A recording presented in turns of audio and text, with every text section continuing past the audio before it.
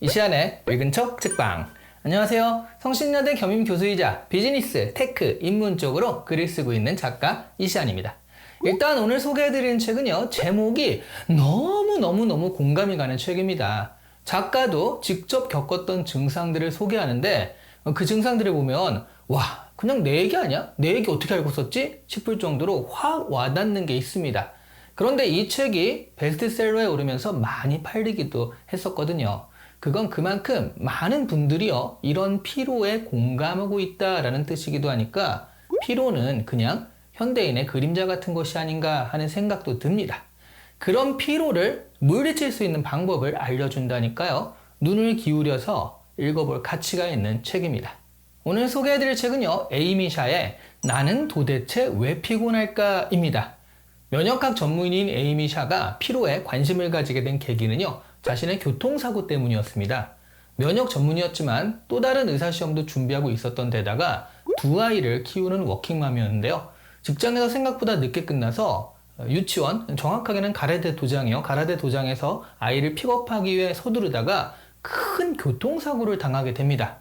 그런데 교통사고 당하기 직전의 상태가 항상 짜증이 났고 뚜렷한 이유 없이 체중이 늘었으며 이 부분 좀 공감이 많이 가죠. 그리고 무엇보다 에너지는 늘 바닥이었다는 거예요. 그래서 집중도 안 되고 교통사고가 나는 날에도 무언가 붕 떠있는 그런 느낌이었다고 하죠. 이 사건을 계기로 에이미는 자신의 에너지 레벨에 왜 문제가 생긴 것인가에 관심을 기울이게 되는데요. 자신의 환자들 역시 똑같은 문제들을 겪고 있다는 것을 알게 된 거예요. 그래서 본격적으로 웰빙에 대해서 연구를 하기 시작을 합니다. 그래서 알아낸 것은 에너지를 결정하는 3요소입니다. 호르몬과 면역계 그리고 장입니다. 이 세 가지 요소가 균형을 잡을 때 에너지가 탄탄하게 충전되는 거예요. 먼저 혈류에 호르몬 불균형이 생기면요, 문제가 생깁니다. 호르몬 불균형이 일어났다는 신호로는 몸이 나른하고요, 집중이 잘 안 되고 계속 스트레스를 받는 현상들이 있습니다.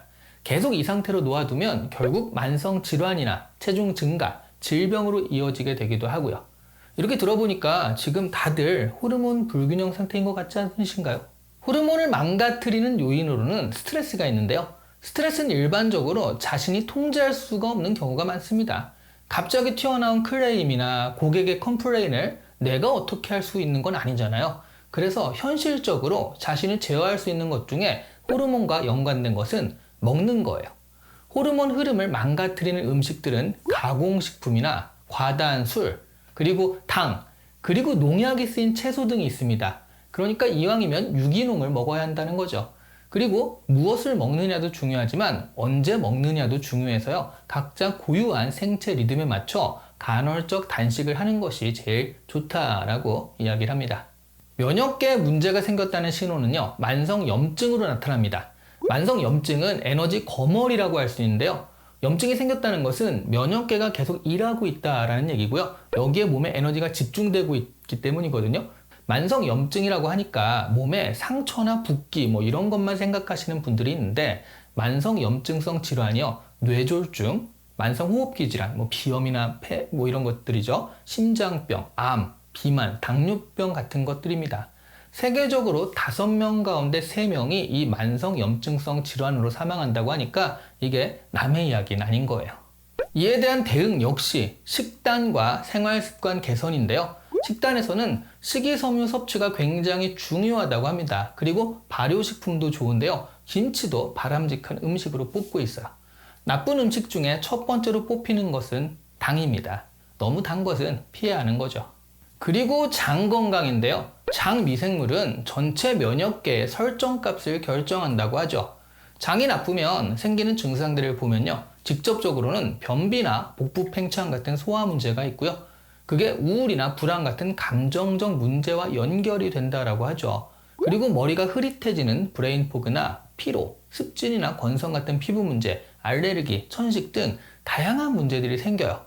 이런 장을 건강하게 하는 핵심은요, 장 기능을 책임지는 좋은 균들에게 영양을 잘 공급하는 것입니다.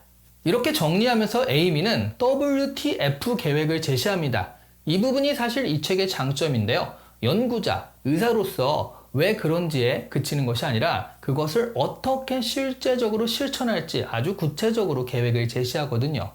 심지어 먹을 음식의 레시피까지 나와 있어서요. 장 하나는 아예 요리책 같은 느낌으로 레시피만 소개하고 있어요.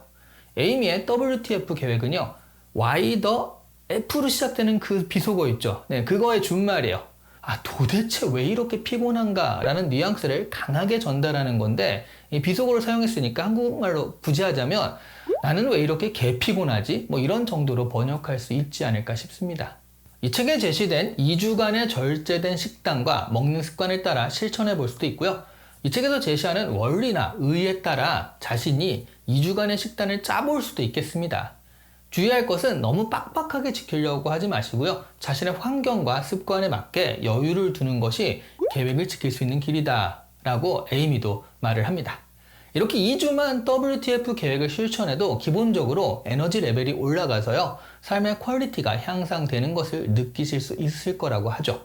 2주간의 결과에 만족하시면 그때 몇 주 더 해보고 또 괜찮으면 몇 개월 더 해보고 이거 진짜 괜찮다 싶으면 평생의 습관으로 삼는 것도 괜찮다라고 이야기합니다. 최근 들어 제 주위 분들 중에 12시간 단식을 실천하신다라고 하는 분들이 많이 늘었는데요. 그분들이 대부분 살도 좀 빠지고 에너지도 좋아졌다라는 이야기를 많이들 하시더라고요. 저녁 8시나 9시 이후부터 다음날 8시나 9시까지 아무것도 안 먹는 건데요. 잠자는 시간이 껴있다 보니까 실천에 아주 큰 어려움은 또 없다고 합니다. 이 책에서도요, 바른 음식을 이런 좋은 습관에 맞춰서 먹으라고 권하는데요. 저도 간헐적 단식 비슷하게 한번 해보려고 생각은 하고 있습니다. 에너지 레벨이 올라가면 삶의 퀄리티가 달라진다는 것을 알고 있기 때문에 이런 조그만 실천을 통해서 에너지 레벨을 좀 올려볼까 생각 중이에요. 이 책을 보시면서 꼭 그대로 하는 것도 좋겠지만 자신이 할 수 있는 아주 작은 부분들을 찾아서 하나씩 실천을 하시면서 작게라도 변화를 만들어 가는 것도 좋을 것 같습니다. 그 변화들이 모여서 결국 달라진 삶을 만드는 것 아니겠습니까? 이런 노력들을 통해 피로에 찌든 삶의 패턴을 좀 바꿔볼 수 있지 않을까 하는 거죠. 어때요? 에너지가 좀 넘치지 않나요? 오늘 이 시간에 읽은 척 책방은 에이미 샤의 나는 도대체 왜 피곤할까 였습니다. 작은 실천을 통해서 다음 주에는 저도 보다 건강하고 그리고 에너지 더 넘치는 모습으로 뵙길 바랄게요. 감사합니다. 여러분도 좀 에너지 넘치게 들어주시면 더 감사하겠고요. 에너지 넘치게 댓글도 달아주시면 감사하겠습니다.